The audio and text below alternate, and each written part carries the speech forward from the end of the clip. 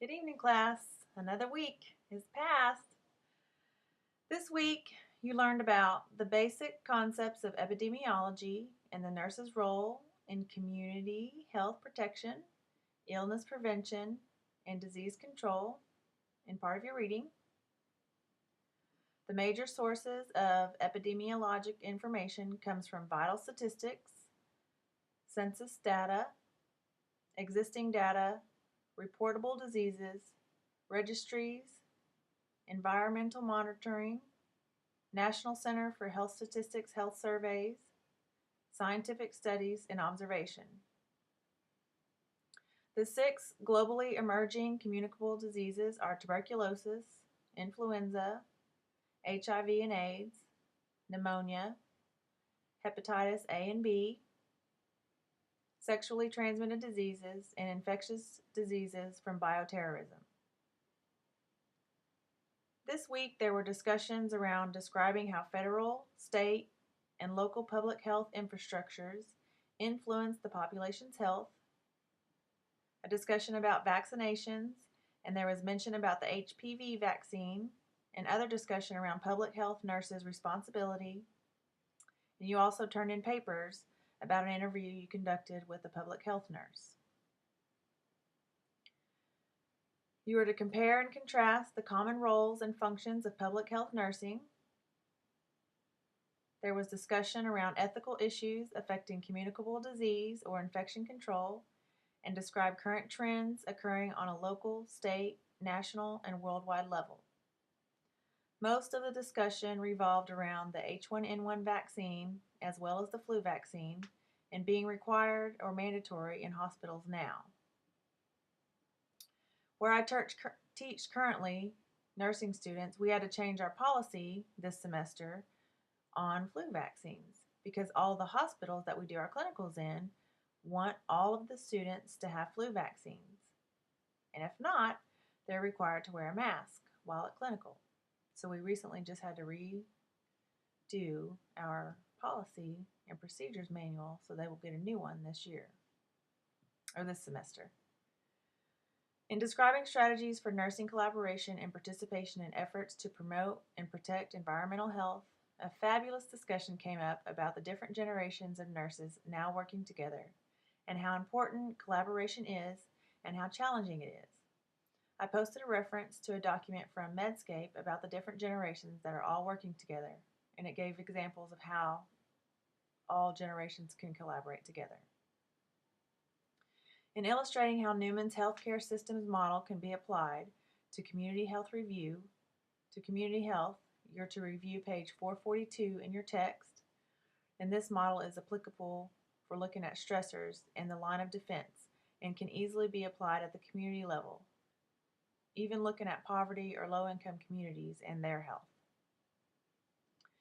The 8 tenets of public health are focus on the community, give priority to community needs, work in partnership with people, promote a healthful environment, target all who might benefit, promote optimum allocation of resources, collaborate with others in the community, and these can and should be incorporated into your applied learning practicum. 5 social issues that influence contemporary community health and describe the meaning of community as a client include technology, communication, genetics, global economy, migration, terrorism and bioterrorism, and climate change. And you were to explain the characteristics of a healthy community. I think all of you can do that. The individual assignment this week was your public health nurse interview, and you wrote a paper about that and turned it in. Continue working on your ALP project and your team project, and you were to turn in your objectives this week. So this week, today beginning a new week, the objectives for session 4, week 4, include identifying the basic parts of the communication process and describe barriers to effective communication in community health nursing. Describe 5 characteristics of collaboration in community health. Describe the 3 P's and the 3 eras of health conditions pertinent to global and international health. Examine the purpose of the World Health Organization and discuss the impact of global health movements. Be familiar with specific global health concerns. Summarize the role of the global health nurse and list various global nursing opportunities. Describe the role of a community health nurse in preventing, preparing for, responding to, and supporting recovery from disasters. Describe the role of the community health nurse working with families in crisis at each level of prevention. I have some great examples on the disaster preparedness and disaster preparedness nursing. If you are familiar with the Medical Reserve Corps, you might want to look into that. I will be posting some information about that later on in the week. Scriptures for the week include Luke 21:25 through 28. There will be signs in the sun, moon, and stars. On the earth, nations will be in anguish and perplexity at the roaring and tossing of the sea. Men will faint from terror, apprehensive of what is coming on the world. For the heavenly bodies will be shaken. At that time, they will see the Son of Man coming in a cloud with power and great glory. When these things begin to take place, stand up and lift up your heads, because your redemption is drawing near. 2 Chronicles 29.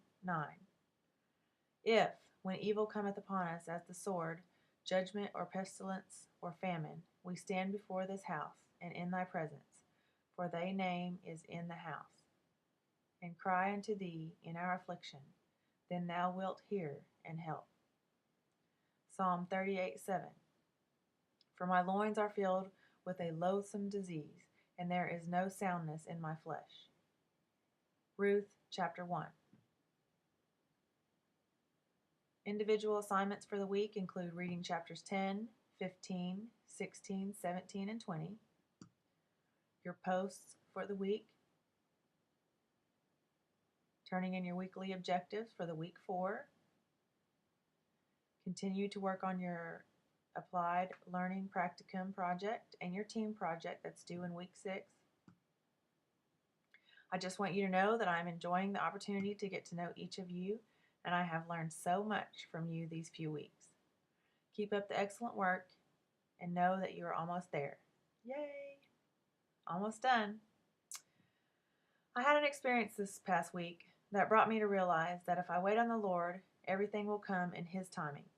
Sometimes I try, in spite of myself, to do something out of God's perfect timing, and it usually doesn't turn out well. This made me realize that if I truly trust Him, then I should never be in a hurry for anything. Growth every day. I pray that we all can be patient and wait on the Lord, because He is in control, not I or anyone else. Psalm 27:14. Wait on the Lord, be of good courage, and He shall strengthen your heart. Wait, I say, on the Lord. I'm still grading, so you'll be receiving your grades periodically over the next few days. So far, so good on everyone. And to close it out, be of good courage and have a fabulous week. Thank you. Bye-bye.